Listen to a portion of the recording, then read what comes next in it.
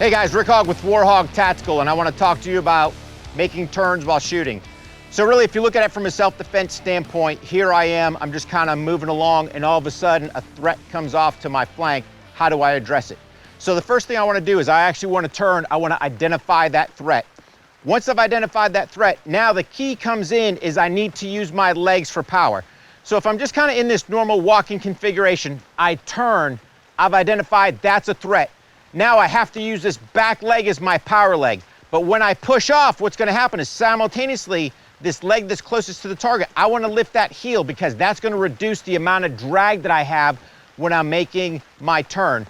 So I've turned, identified, I lift that foot, power leg comes, at the same time, I'm drawing the pistol out, I'm aligning my sights, and I'm able to make my shot. So again, it's working through that. Practice that movement as you're sitting there doing your daily drills, and we'll give you guys a quick live fire demo. Go ahead, make sure you got your eyes and ears.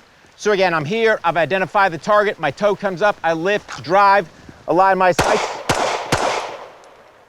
Again, I get that follow-up sight picture on my target. Once my threat is done, finger comes off, gun comes back, and I sit there and holster.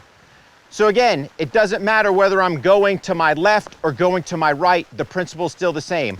I'm always gonna turn, identify the target, that leg that's forward, heel comes up, rear leg drives, pivot, turn, and I'm set there ready to make my shot.